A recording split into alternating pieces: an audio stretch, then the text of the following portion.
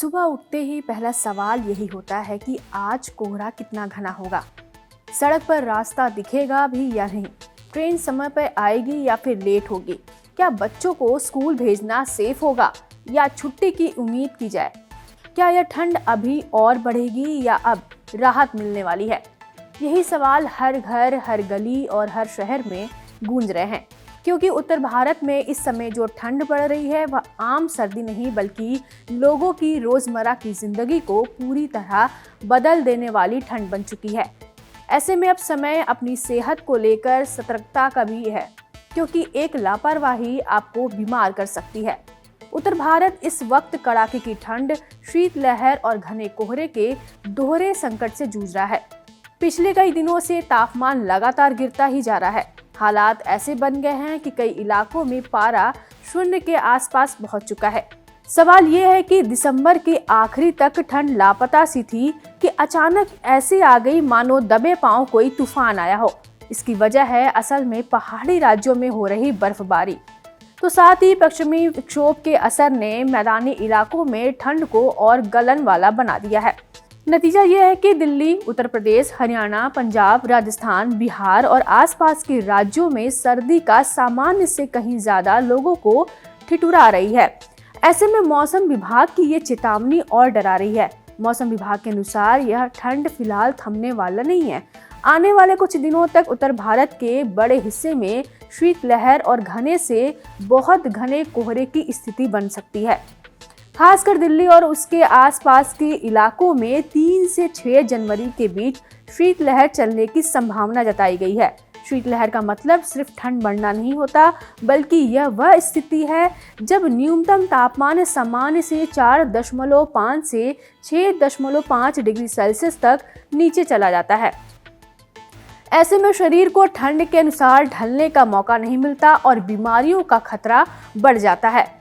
दिल्ली की बात करें तो यहाँ सुबह के समय हालात सबसे ज्यादा खराब हो रहे हैं। कई इलाकों में विजिबिलिटी 20 से 25 मीटर तक सिमट गई है। मतलब यह है कि सड़क पर चलते समय सामने खड़ा वाहन भी आखिरी वक्त पर दिखाई देता है। यही वजह है कि सड़क दुर्घटनाओं का खतरा भी बढ़ गया है और ट्रेनें और फ्लाइट्स भी देरी से चल रही हैं। दिन में भी धूप की कमी के कारण अधिकतम तापमान 12 डिग्री सेल्सियस के आसपास ही रहने का अनुमान है, जिससे ठंड पूरे दिन बनी रहती है। अब बात करते हैं उत्तर प्रदेश की, तो वहां तो हालात और भी चिंताजनक है। देवरिया, गोरखपुर, प्रयागराज, अयोध्या, कानपुर, लखनऊ, बरेली, अमेठी, आगरा और टुंडला जैसे शहरों में सुबह के समय घना कोहरा छाया हुआ है। कई जगहों पे दृश्यता 25 मीटर से भी नीचे चली गई है और कुछ इलाकों में तो 10 मीटर तक देख पाना भी मुश्किल हो रहा है। ऐसे हालात में सुबह की आवाजाही बेहद जोखिम भरा हो सकता है, खासकर स्कूल जाने वाले बच्चों, बुजुर्गों और 2 पहिया वाहन चालकों के लिए। राजस्थान में भी ठंड ने अपने तीखे तेवर दिखाने शुरू कर दिए हैं। माउंट आबू में तापमान 0 डिग्री तक पहुंच चुका है, जो यह साफ दिखाता है कि ठंड कितनी गंभीर हो चुकी है। राज्य के कई जिलों में शीतलहर और घने कोहरे का अलर्ट जारी किया गया है। अलवर, दौसा, डीग, धौलपुर, भरतपुर, जयपुर, झुंझुनू, करौली, सवाई माधोपुर, सीकर, बीकानेर, चूरू, श्रीगंगानगर और हनुमानगढ़ जैसे जिलों में कोहरे के कारण दृश्यता लगभग 0 तक जा सकती है।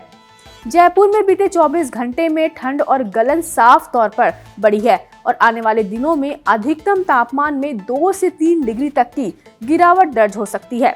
पंजाब, हरियाणा और चंडीगढ़ में भी हालात कुछ अलग नहीं है। यहाँ 7 जनवरी तक घने कोहरे का असर बने रहने की संभावना है, जबकि कुछ इलाकों में शीतलहर की स्थिति बन सकती है। सुबह और रात के समय ठंड सबसे ज्यादा परेशान कर रही है। खेतों में काम करने वाले किसान, खुले में काम करने वाले मजदूर और सुबह जल्दी निकलने वाले लोग सबसे ज्यादा प्रभावित हो रहे हैं। हिमाचल प्रदेश और उत्तराखंड में सर्दी अपने चरम पर है। मनाली में न्यूनतम तापमान -14 डिग्री सेल्सियस तक पहुंच गया है, जबकि लेह में यह -15 डिग्री तक गिर चुका है। सियाचिन ग्लेशियर में तापमान -24 डिग्री तक दर्ज किया गया है। शिमला, कुल्लू, मंडी और हमीरपुर में भी घने कोहरे की चेतावनी जारी की गई है। उत्तराखंड के कुछ इलाकों में पाला पड़ने की संभावना जताई गई है, जिससे फसलों को नुकसान पहुंच सकता है। कश्मीर घाटी में भी सर्दी का सितम जारी है। श्रीनगर में न्यूनतम तापमान -3 डिग्री तक पहुंच गया है।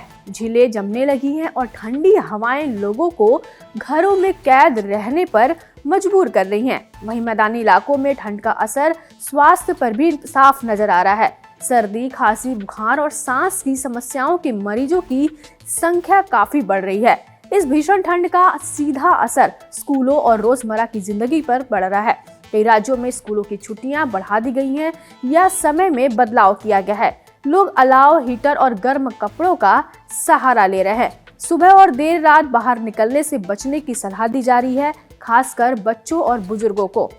मौसम विभाग का साफ कहना है कि उत्तर भारत के साथ साथ देश के अन्य हिस्सों में भी कोहरे और ठंड का असर देखने को मिल सकता है।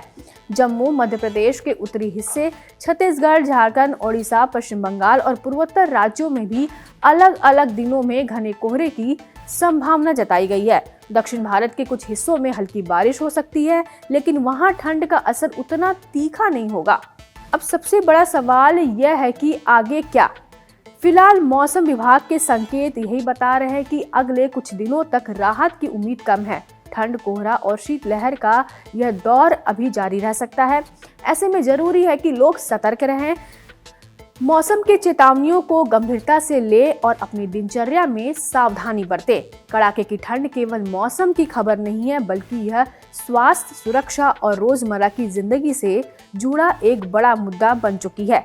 ऐसे समय में जागरूक रहना, खुद को और अपनों को सुरक्षित रखना ही सबसे बड़ा बचाव है।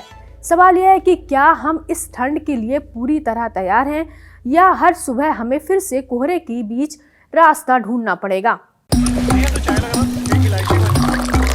यहाँ ताजा खबर के साथ हर दिन की शुरुआत कड़क है। आमने सामने बैठ रखते हैं बात पूरे दम से, आराम से। चर्चा होती है बेधड़क। यहाँ किस्से कहानियों में बोल सरल और अंदाज बेहद कड़क मिलता है। जीने में एक तेवर है जो आता है सही ज्ञान, जानकारी और उससे कमाई कड़क नोट से। इधर मौके पर चौका नहीं, छक्का लगा जलवा दिखाते हैं। कड़क क्रिकेट से अपने रोमांच को जो बढ़ाते हैं। यहाँ की हर बात का मिजाज एक है, मिजाज कड़क। आपका अपना YouTube चैनल कड़क, लाइव बेधड़क।